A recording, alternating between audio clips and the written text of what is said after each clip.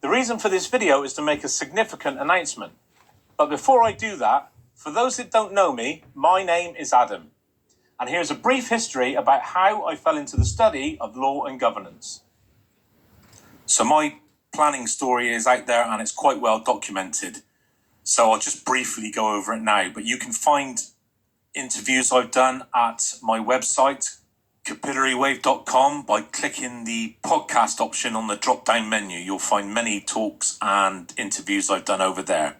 So I'll just give you a brief background of my planning story now, but you can go and see the full details of it over at the places I've just mentioned. So the head of the planning enforcement team at the local council came and paid me a visit when I was putting up a wooden fence at a field, something very innocuous.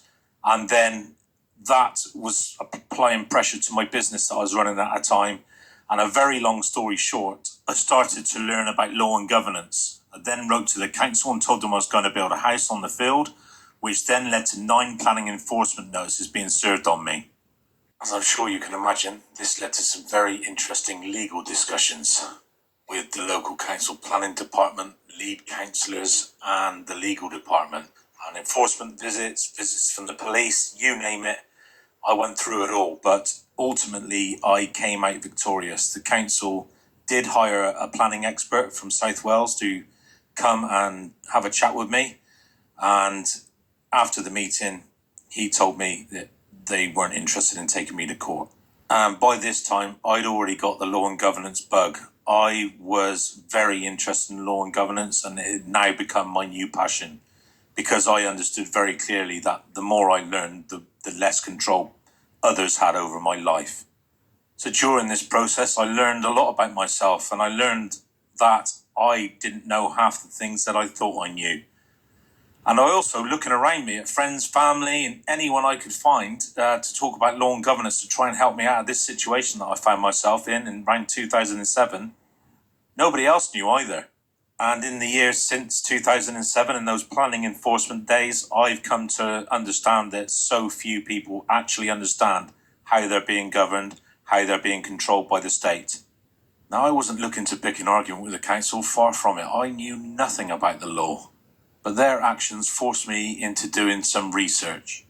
And in the end, I come to understand law and governance fairly well. Because let's face it, building your family a farm, a homestead, a small holding, without asking the council's permission to do so, is quite a bold move and not something they're normally willing to let anyone get away with. Bearing in mind that it all started over me putting up a simple wooden fence from B&Q. So that is a brief history of what got me interested in law and governance and got me started on this path. As I said, I didn't look for this encounter. The council brought it to me and I had to deal with it. And if I didn't deal with it, I was in all kinds of trouble. And it was this then that got me thinking about the freedom question. That question being, can we actually live free from other men telling us what we can do?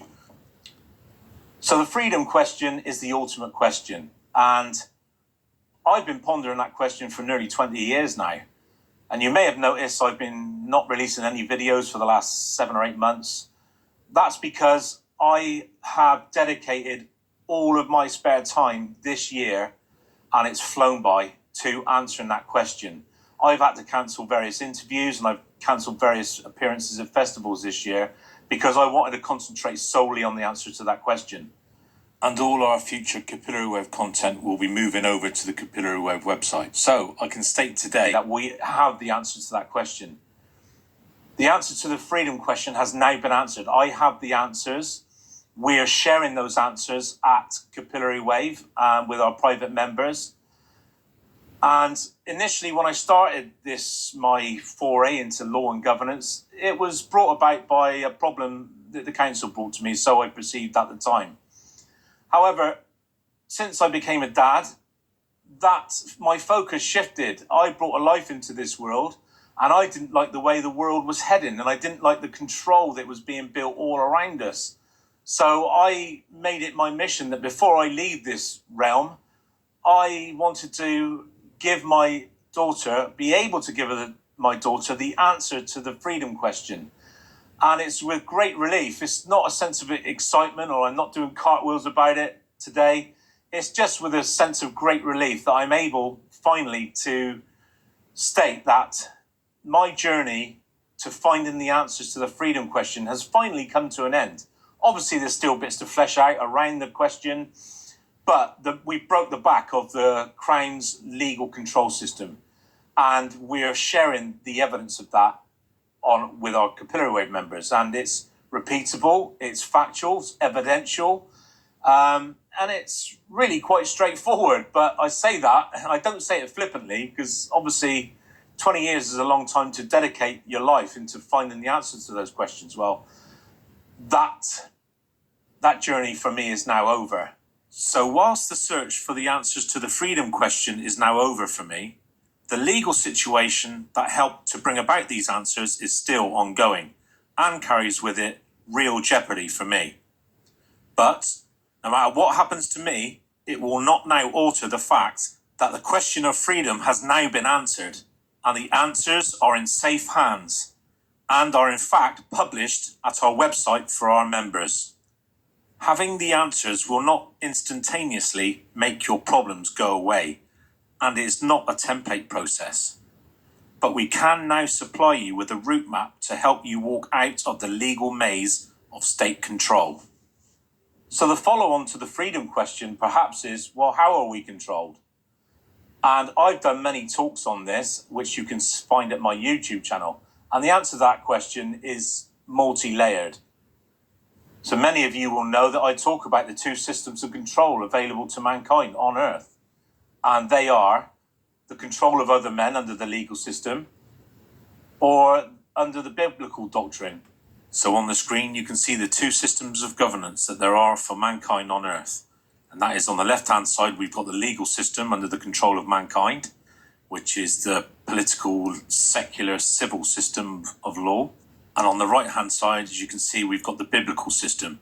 And what the legal system does is just copy and mimic the biblical system, because the biblical system is perfection. So the secular civil system just copies the biblical system, and what it does is it replaces Christ with man. So on the legal system, you've got a King Charles at the helm, and one of his titles is Father of the Nation. Well, if he's the father, the next question is, who's the mother? And the mother is the Church of England, Mother Church, which makes citizens infants of the state. And of course, they just copy it from the biblical side. So on the biblical side, we all know the Lord's Prayer, and that's Our Father who art in heaven. And the Church of Christ is known as Mother Church. So they just copy it. And obviously where they've got wards of state on the legal side, which are known as infants, and on God's side, obviously, we're children of God. So they just copy it. So at law, you can either be under the legal system of mankind on the left-hand side, or you can be under the lawful system of God on the right-hand side. And that's it. And it's quite remarkable to me that there are still people out there who say that law is nothing to do with the Bible. Well, I used to be that ignorant once upon a time as well. And then I started to educate myself, and then that education led to me becoming free of state control, and I was able to build myself a family homestead, a farm, a small holding, without the permission of the local council. So this is important stuff. For those who believe God's got nothing to do with the law, on the screen now you'll see an emblem, some heraldry, and it says Dieu est mon droit, which is French for God and my right. And most crown judges in a crown court will be sat underneath that emblem. And that emblem features on most acts of parliament, such as the Confession of Faith Ratification Act 1560, as seen on your screen here now. And this particular Crown Copyright Act of Parliament states that the Bible is the infallible truth. And just to mention that the Royal Courts of Justice in London, there's over the main gable on the front entrance, there's a statue of Jesus Christ. And King Solomon and Moses is also featured as a statue on top of that building. So clearly, the Bible has a heavy bearing on justice, on law.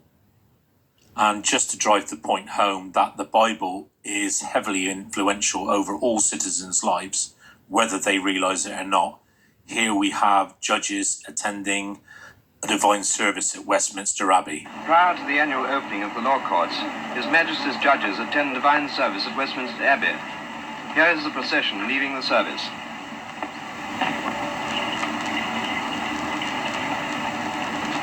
Amongst those you see here are Mr. Justice Duparc, Mr. Justice Goddard, and Mr. Justice Lawrence, the three new judges. The procession is wound up with the King's Council and Junior Council. Following on this procession, the judges proceed to the law courts for the annual opening.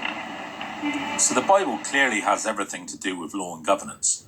But just because this is the case, it does not mean that you have to go into a courtroom and start talking about Jesus to attain freedom.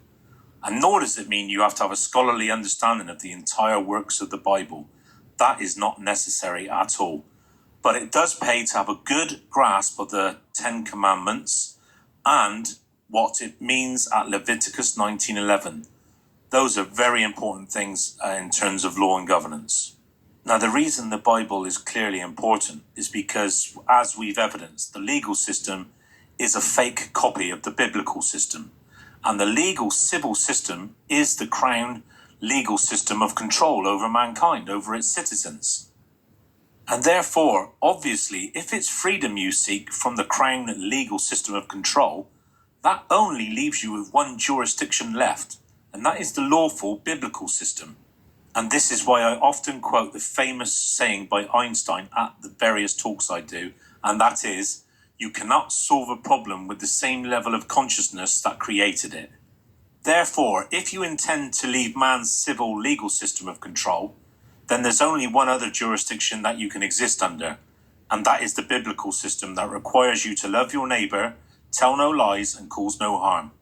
So I very briefly explained your options, but there is a middle ground, and that is of the disgruntled citizen who is happy to exist as a subject of another man, known as King Charles.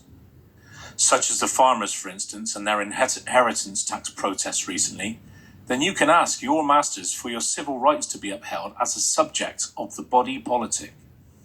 Your civil rights are granted by other men, but beware, if civil rights can be granted, then they can also be superseded or taken away. Your civil rights have been written into legislation and can be found in the Bill of Rights 1688 and Magna Carta, for example.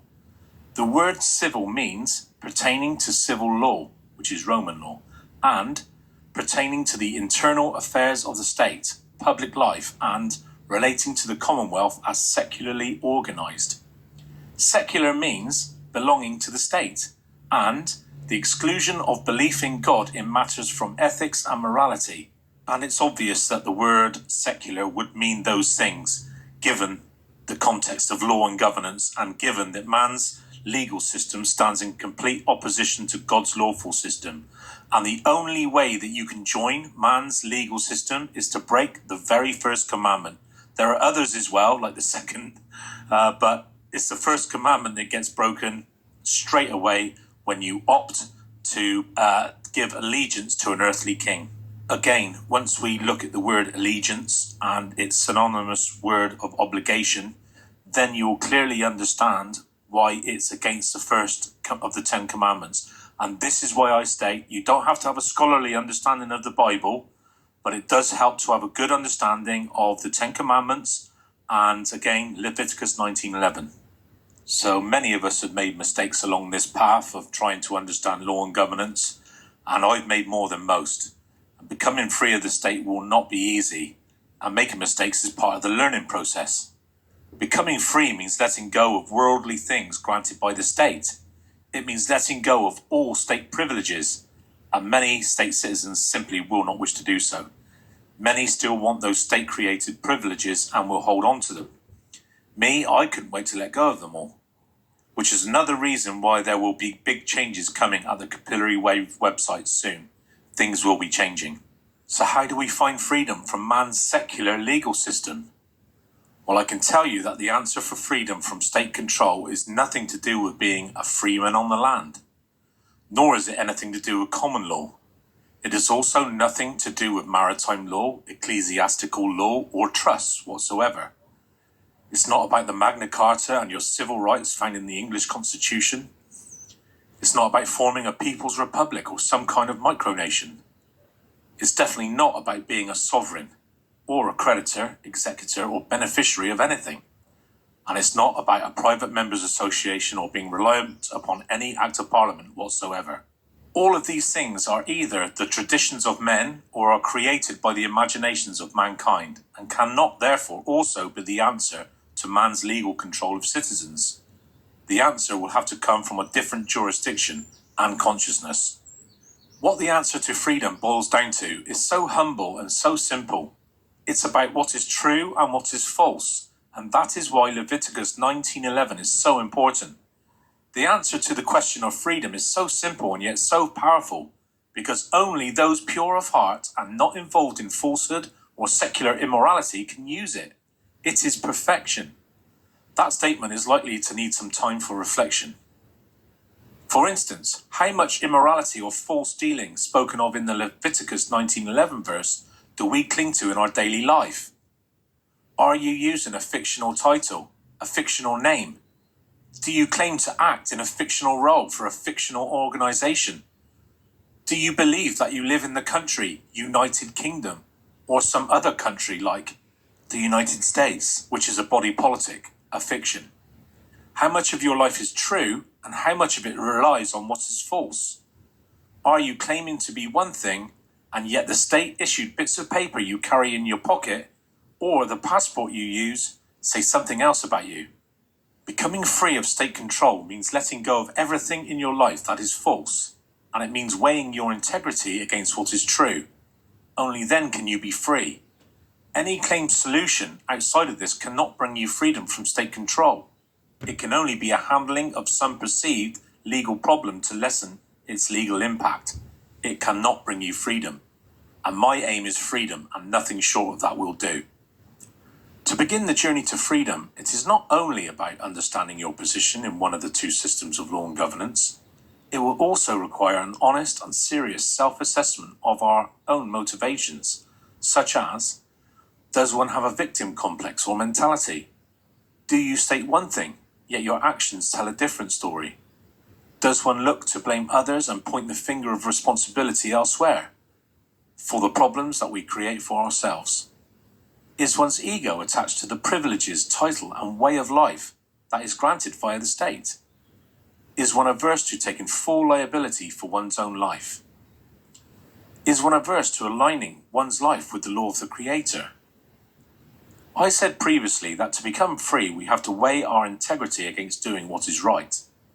We have a community of people at Capillary Wave who are not only facing these things together, but who are also helping each other to overcome them. From the very serious, such as court injunctions for planning matters, to minor legal infringements, but all are being dealt with.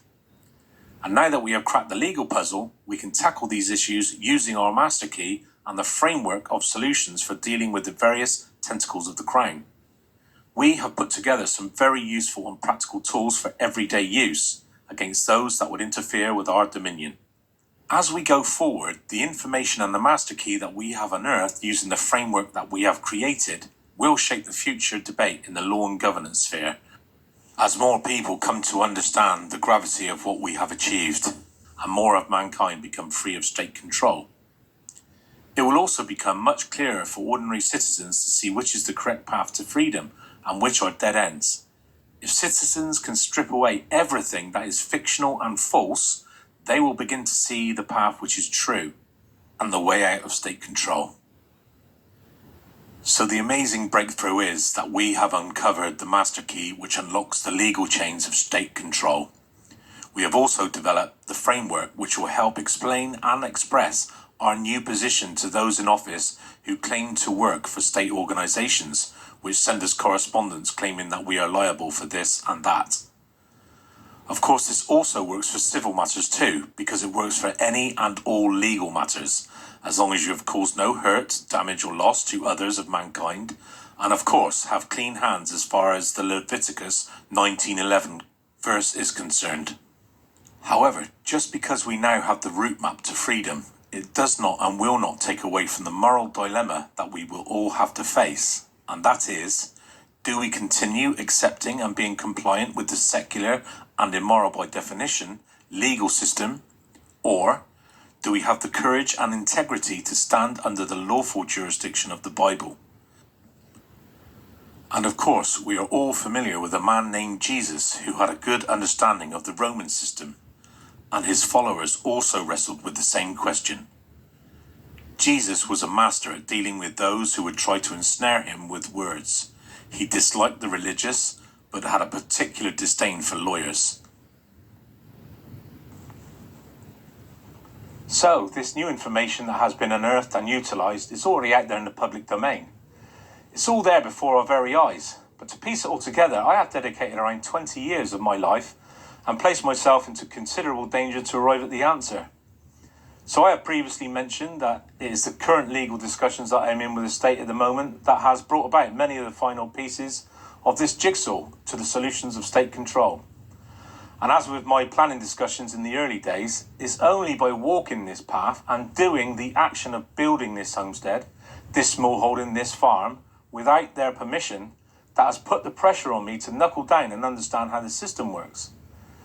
And any time we have a disagreement with the state, the risk increases gradually of the danger that we place ourselves in, be that financial or actually ending up in a prison cell, as is the case, sadly, for many planning disputes for people doing exactly what I have done. So the risks for me are real, and I don't take them lightly. And no matter what happens to me in my own legal discussions with the state, it will not alter the fact that the tools for this solution are now being implemented by our Capillary Wave members for their own legal discussions. The first new droplets of information have been released to our members, and I am confident that this will help them move away from the public life and into the private, as I have done.